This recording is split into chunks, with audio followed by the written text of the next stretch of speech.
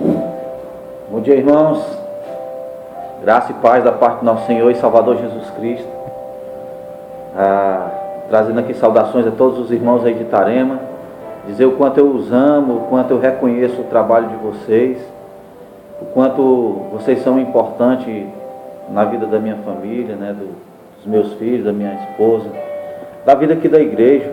Vocês são referências para nós, que diz respeito ao amor, à hospitalidade, ao empenho com a obra do Senhor.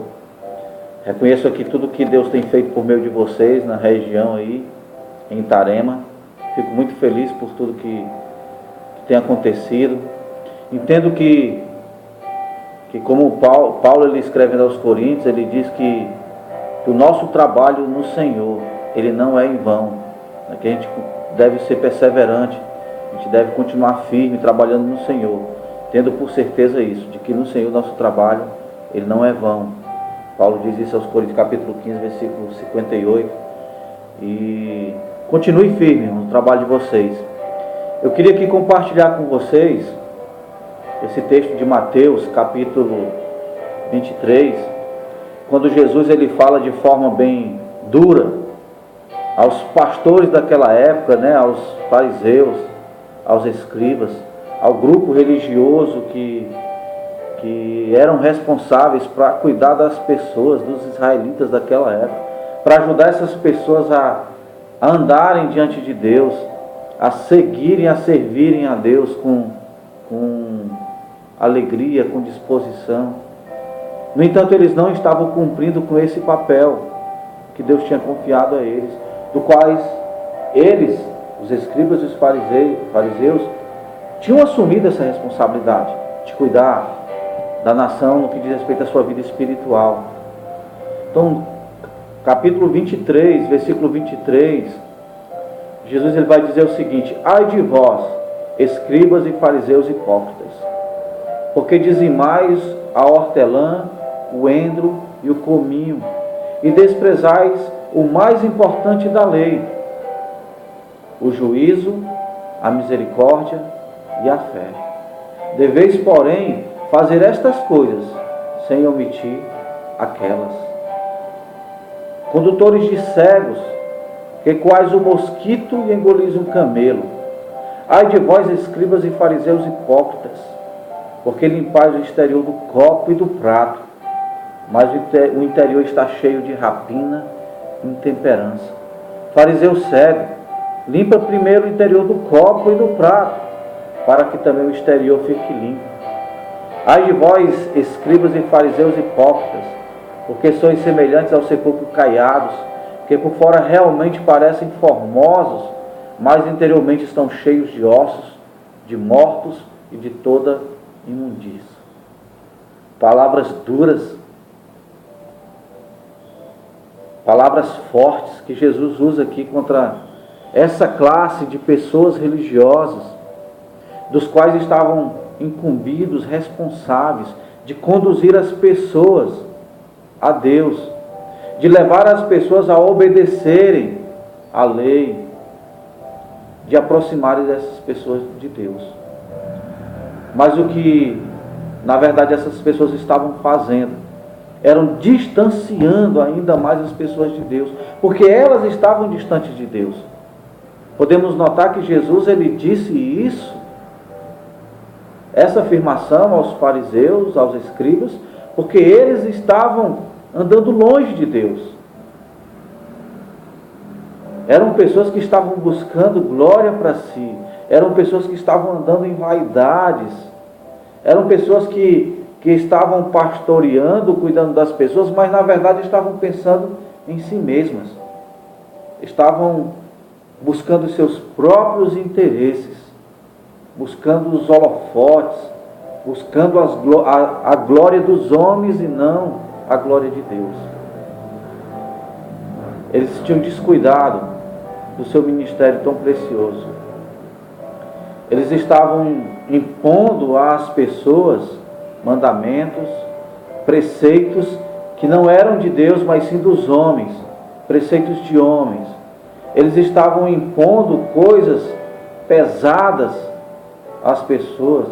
E na verdade, eles estavam esquecendo os preceitos mais importantes da lei, que é isso que Jesus diz. O juízo, ou seja, a justiça, não a justiça deles, porque a justiça deles eram corruptas, mas a justiça de Deus. Estavam esquecendo de exercer a misericórdia da qual Deus usava para com ele, para com todas as pessoas, com todo o povo. Eles estavam esquecendo de exercer isso. Estava faltando misericórdia. E por fim estava faltando a fé verdadeira, a fé no Deus vivo, a fé no Deus justo, a fé no Deus misericordioso. Ao olhar essa palavra de Jesus aos escribas, claro que nós precisamos sempre estar analisando como estão as nossas vidas. E muito mais nós, que Deus tem chamado a também assim estar cuidando das pessoas, estar cuidando da vida espiritual das pessoas. Nós jamais poderemos cuidar da vida espiritual das pessoas se as nossas próprias vidas não estiverem bem. Nós só podemos aproximar as pessoas de Deus se nossas vidas estiverem próximas a Deus. Como é que nós estamos diante de Deus? Como é que eu e você, nós que temos recebido a palavra de Deus, nós que temos sido chamados por Deus a levar essa palavra a outras pessoas, nós que somos chamados por Deus a cuidar de pessoas, como é que estão as nossas vidas? Como é que nós estamos caminhando diante de Deus? Será que nós temos compreendido, como ele diz no versículo 23, a justiça de Deus? Será que nós temos entendido quão e como o nosso Deus é justo? Portanto, nós devemos andar diante do nosso Deus compreendendo a sua justiça. E o nosso Deus, ele é tão justo que ele cumpriu a sua justiça através de seu Filho Jesus. Deus, ele não vai negligenciar o pecado. Deus, ele não vai fazer de conta de que não existe o pecado. Deus, ele não vai passar a mão na cabeça daquele que peca. Não, Deus vai cumprir a justiça do pecado. E ele fez isso na vida de Jesus. Portanto, em primeiro lugar, nós precisamos entender, puxa vida, o meu pecado, ele custou o sangue do inocente, do justo Jesus, do Filho de Deus. Deus, ele pagou o preço do meu pecado. Olha só a justiça de Deus, como ela é severa. Romanos capítulo 6, versículo 23 diz, porque o salário do pecado é a morte. Há um preço pelo pecado e Deus pagou esse preço. O preço do meu pecado, do seu pecado, do nosso pecado, foi pago através do sacrifício de Jesus. Precisamos todas as vezes lembrar da justiça de Deus, que se cumpre em Jesus, para que eu não venha a andar de forma desordenada, sabe, sem me importar com o preço das minhas atitudes, andando erroneamente, cometendo toda sorte de pecado. Eu preciso ter cuidado, porque o meu Deus, ele é justo, e ele cumpre essa justiça em Jesus. Todas as vezes em que eu me vejo em alguma situação de pecado, eu preciso lembrar, essa atitude foi que levou Jesus à cruz. Eu preciso andar na contramão do pecado. Eu fazendo desta forma, eu terei condições de estar cuidando de outras pessoas, para que eu possa estar alertando outras pessoas para que elas não venham a cair nesse erro. Era isso que estava acontecendo com os fariseus. Eles não tinham compreendido a dimensão do pecado, o perigo do pecado, as consequências do pecado. Eles não tinham compreendido que sobre esse pecado que eles viviam se cumpriria a justiça de Deus. Será que nós, muitas vezes, não temos também, de alguma forma, esquecido esse princípio importante da lei, que é a justiça de Deus? Ele também, Jesus fala sobre a misericórdia, que os escribas e os fariseus, os pastores daquela época que estavam responsáveis para cuidarem de suas ovelhas, eles não estavam exercendo esse princípio importante da lei em suas vidas. Certamente eles queriam que a misericórdia funcionasse para eles. Eles deveriam apelar pela misericórdia de Deus. Mas em muitas situações, eles não entendiam, eles não exerciam essa misericórdia para com os outros. Há vários exemplos nas Escrituras. Quando Jesus, por exemplo, ao longo do capítulo 9 de Mateus, quando Jesus vem fazendo uma série de milagres, como lá no início do capítulo 9, quando Jesus ele cura um paralítico, e Jesus mostrando e querendo com que as pessoas compreendessem quem era ele, Jesus vai lá e diz: olha, filho, os teus pecados estão perdoados. Ao invés dos escribas perceberem a atitude de Jesus, quem era Jesus, porque como ele poderia perdoar pecados? Só pode perdoar pecado Deus. A atitude de Jesus em perdoar pecado e o milagre de Jesus em trazer o restabelecimento àquele homem era para fazer no mínimo esses homens religiosos refletirem: quem é esse Jesus? Como ele pode fazer isso? Como ele pode restaurar a saúde desse paralítico dessa forma tão surpreendente, tão maravilhosa?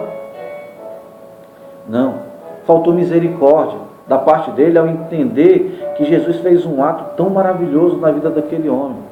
Eles somente se prenderam ao ponto do que Jesus falou, de ter perdoado o pecado daquele homem.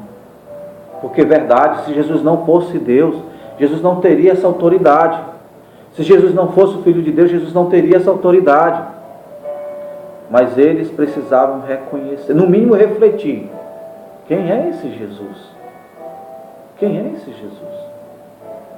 Se eles tivessem um coração misericordioso, que fosse capaz de entender o bem que Jesus produziu na vida daquele homem, essa reflexão iria levar eles a entender que Jesus não era alguém qualquer, não era um homem qualquer, como muitos foram capazes de reconhecer. Um cego foi capaz de reconhecer que Jesus era o Filho de Deus. Um demônio foi capaz de reconhecer, um espírito maligno foi capaz de reconhecer que Jesus era o Filho de Deus. Um centurião foi capaz de reconhecer que Jesus era o Filho de Deus. Muitos foram capazes de reconhecer que Jesus era o Filho de Deus. Mas esses homens religiosos, esses homens que eram os pastores dos israelitas naquela época, não foram capazes de reconhecer, porque faltava misericórdia ao coração deles. Mais à frente, Jesus realizando outros milagres, versículo 11 do capítulo 9 de Mateus, versículo 34 do capítulo 9 de Mateus, falta essa sensibilidade a esses fariseus. Por fim, lá no versículo 37, Jesus ele olha para aquela multidão e vai dizer: olha, esse povo está como ovelhas que não tem pastor. E era essa a constatação que Jesus chegou. Por quê? Porque um pastor vai ter misericórdia das suas ovelhas, vai cuidar com amor, com carinho das suas ovelhas, vai buscar e vai resgatar aquela ovelhinha que está ferida, que está machucada. Não era isso que acontecia com os fariseus. Quando Jesus chamou Mateus, aquele publicano, ao invés de eles se alegrarem com a restauração da vida de Mateus, um filho de Abraão, que Jesus estava chamando ao arrependimento, eles criticaram Jesus porque Jesus estava comendo com os publicanos. Eles não percebiam a atitude de misericórdia que Jesus estava tendo para perdoar um pecador. Estava faltando misericórdia ao coração dos escribas e dos fariseus. E por último, a fé. Fé verdadeira. A fé genuína num Deus vivo. É a fé que vai nos fazer andar de forma íntegra, misericordiosa, entendendo a justiça de Deus. É a fé verdadeira. Como diz Paulo, escrevendo aos Romanos, no capítulo 10, ele vai dizer: a fé vem pelo ouvir, e ouvir a palavra de Deus. Essa fé verdadeira que os escribas e fariseus tinham negligenciado. Eles não estavam mais meditando na lei. Eles não estavam mais lembrando das palavras da lei, do propósito da lei. Eles estavam olhando tão somente para si. Estavam se enchendo de vanglória, porque eles oravam, porque eles jejuavam, porque eles estavam na sinagoga. Mas eles estavam esquecendo de viver uma fé verdadeira e autêntica, que Tiago ele vai dizer em sua carta, que a fé sem obras ela é morta. Então esta fé ela tem que estar presente em nossas vidas, em nossas atitudes. Como é que eu vou provar que eu tenho fé em Jesus? É pelo número de orações que eu faço? É por tanto da palavra que eu leio? Não, é pelas atitudes. Eu vou provar que eu tenho fé em Jesus quando eu tenho atitude de discípulo de Jesus. Portanto, irmãos, era isso que eu queria compartilhar com vocês. Meditem, pensem. Deus tem confiado a vocês essa obra maravilhosa de cuidar de pessoas, de cuidar de vidas. Portanto, cuidem das vidas das pessoas que Deus tem confiado, lembrando da justiça, da misericórdia e da fé. Que o Senhor os abençoe, que o Senhor continue os abençoando em suas vidas. Em nome de Jesus. Um abraço a todos. Amém.